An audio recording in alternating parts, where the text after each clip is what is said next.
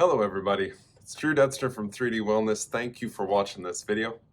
In this video, we have the roundtable participants discussing what it takes to choose patients. Who do they keep? Who do they get rid of? Who gets rid of themselves? It was a really nice dialogue to have with these providers talking about when a patient fits, when they don't fit, and even how we can support a patient when they don't fit with us. So as always, thank you for watching this. I'm going to let the roundtable participants take it away. Okay, I like it. All right, I want to ask another question. What criteria do you have for choosing patients? And another way to word this would be, do you ever turn anybody away? I'll start. I think to piggyback off of maybe part of what I answer for that last question is if I don't have the right tools that I think that they need in order to work on the issue that they're coming in with. So that's number one. Number two, and this is more rare than anything else, at least with what I find, but if they have a personality that is unkind or rude to staff or myself, very combative, not willing to do some of the recommendations or stick with a treatment plan or, what have you. I'll have a polite but frank conversation with them usually about that. And then it's really more their choice than anything else. It's pretty rare that I'll have to fire a patient or let them know I can't work with them. But it does happen. So I would say more often than not, it's if I know that I can help them or not with the tools that I have, and then I need to shift them somewhere else. But if it is more of an actual issue, personality or headspace that they're in, then that can be a potential as well. When I came out to visit you at Lake County, Yeah. we spoke about this. I referred to a client whose nickname was Two-Face. She only lasted 2 appointments. When I was done with the very first appointment with her ever, I was like, wow, what a nice lady. I'm sure I'm going to be out. She had thyroid stuff going on. She had kidney stuff. I feel really confident that I can help her. Great. And as soon as I walked out of the office, I walked up to 2 different members of staff, and they looked at me and went, "Are you okay?" I was like, "Do I seem un-okay?" They're like, "No, you just had to spend 45 minutes with her, though. Are you okay?" I was like, "Yeah, I'm fine. Why?" They said, "She was a little bit of a bear." It's like, little bit of a bear. She was sunshine and buttercups to me. She's having a rough day. She's got thyroid and kidney stuff going on. She doesn't feel good. She came back. I was out of eye shot, but not out of earshot from her, and then I witnessed it. She was rude and she was belittling to the staff. Behaviors, none of which I had seen when I was alone with her in an office behind a closed door. None of which she had exuded in front of me. She didn't know she was in front of me the second time. So I sat down and had that very polite but very direct conversation. I can't have anyone speak to my staff that way. I won't subject them to that. I know you don't feel well. She snapped back at me and I saw the real. She started talking to me the way I heard her talk to staff, and I was like, "It was great to meet you. I'm going to refund you the balance of your package here. I wish you all the best." She's like, "That's it?" I was like, "That is. And I really hope you have a good day." Yeah. It's just amazing. It is. And like I said, I'm lucky to say that that's a rare thing that happens, but you hope that is something that they'll take a lesson from instead of diving them deeper into the negativity. Exactly. Yes. Yep.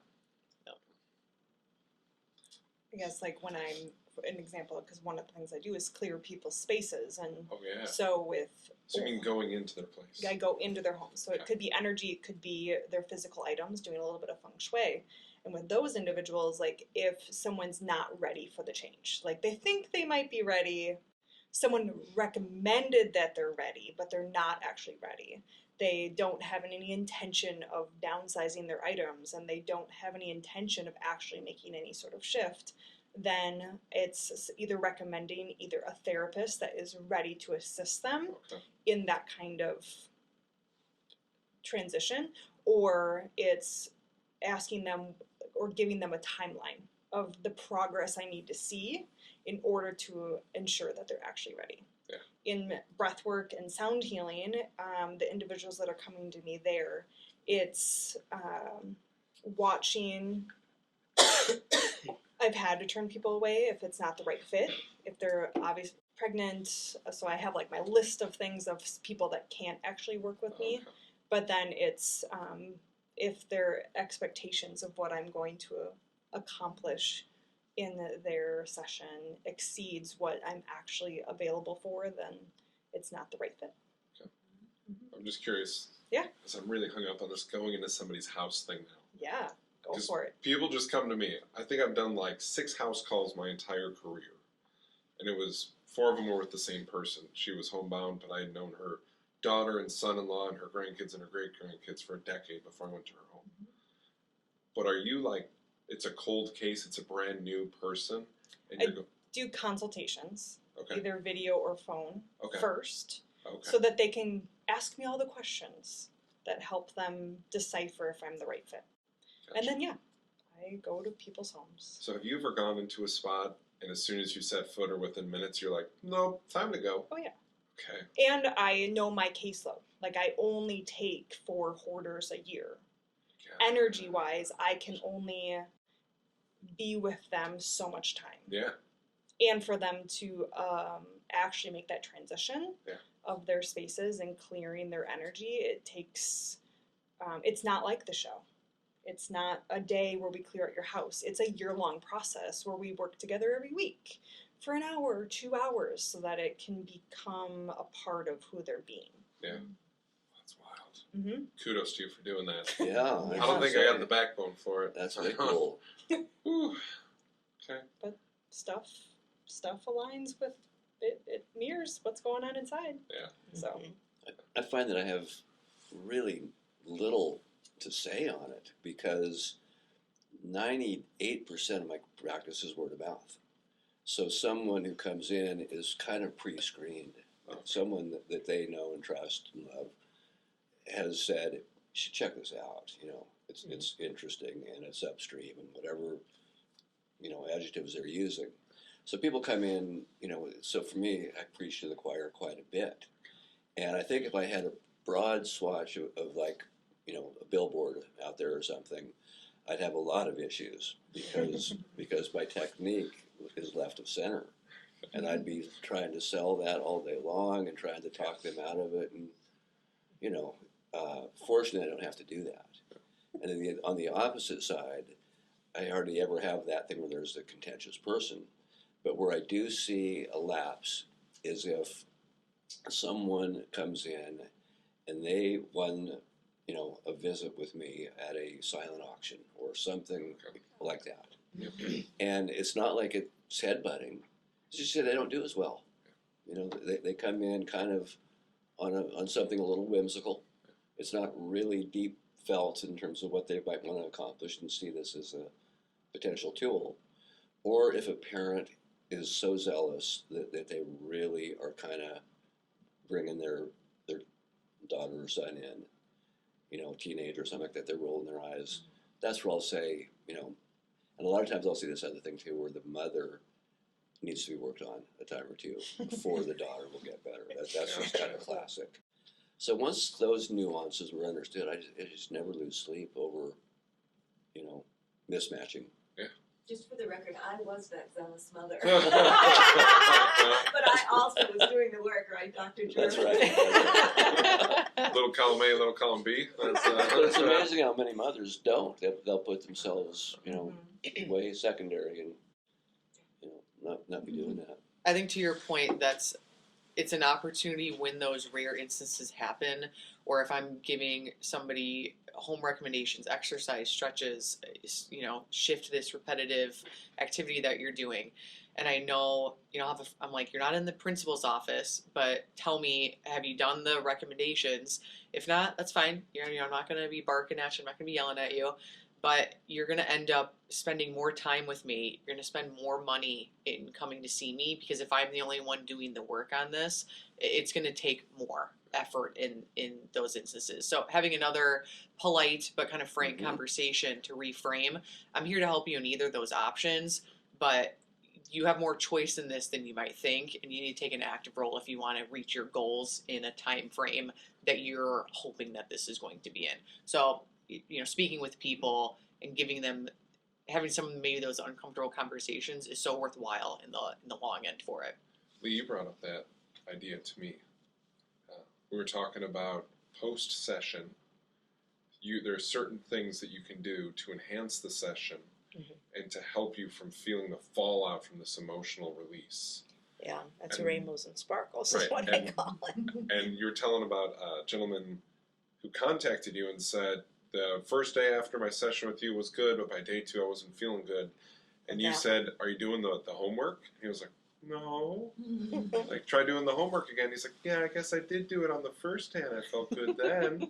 Well, and you with the body code and emotion code, if you don't take care of that energy that I'm releasing, those first 2 days, it takes 2 days to release all the negative energy that comes out there. So I came up with visualization that helps you connect to your inner child, and that will keep you calm and work it through it, and you'll do okay.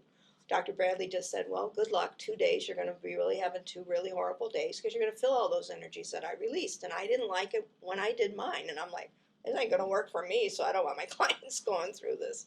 And this one man that I worked on that you were talking about, the first day, he did everything I said, and the next day he worked out. He was one who used to do bodybuilding.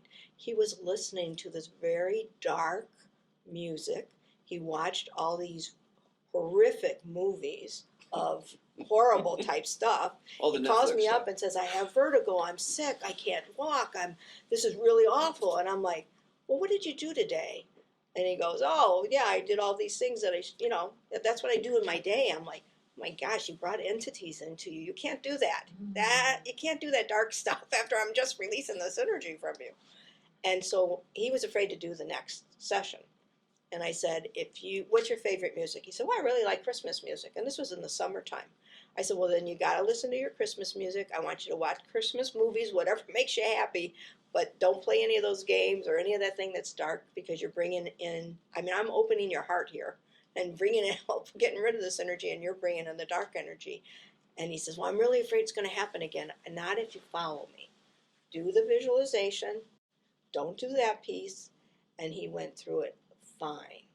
He said, and I said, so that we know what the problem was. And I always tell my clients, I said, if you don't really do this visualization, you're going to feel those emotions I let go of. So just do the visualization. I know it. I have grown men that are, we're going in a waterfall and we're releasing it and seeing it go away. And then we go into the sparkle room, and sparkle gives you back your power. And grown men are like, I don't want to do that. I said, well, think about that little 4-year-old that I'm working on with you. Don't think about you as an adult, because this has to get to the inner child in you. And they're like, oh, okay, well, I could do that. I said, yeah, you got a grandson or something, and or grandchild? They're like, oh, yeah, okay, so think about that. If you're 4 years old, what's going to work for you to really help you? And then I've had every one of them buy into it, no matter how old they are. Because you're like 70, 80 years old men, we're taught you're tough. You don't do stuff like that. But if they're coming to me, they're open to a different modality. You're not getting somebody's going to talk to you like a doctor. You just do this, this, and this. I'm going to be talking about some little different things. Nice. I think healthcare has always had a paradoxical side to it for me. And when I studied this body of work called the homotoxicology, it really kind of brought at least a part of that together in terms of how people relate to symptoms. One classic thing about that can happen is a patient will come in, they'll say, I can hardly believe it. I've never been sick a day in my life, and now I've got a tumor, in my kidney or adrenal or something. And we kind of go, oh gosh, here's one of these. And the irony of that is that people should get symptoms now and then. Symptoms clean the body. They reboot things. They reset things. A lot of positive things happen if we allow ourselves to get sick. And the people who were getting cancer, and I saw this in my practice too, were the ones that were just really, really shut down. And so the body in the kinesiology wouldn't say, oh, let's start shooting bullets at the cancer. It would say, restore my systems, the outbound spigots of the body, like the kidney, the liver, the bowel, the lymph, the lungs, the skin. If those are all, and they're the same corroboration of being shut down, the inside of that person is going to be a mess. And I can remember a time or two where we broke that impasse. And sometimes it was very stubborn.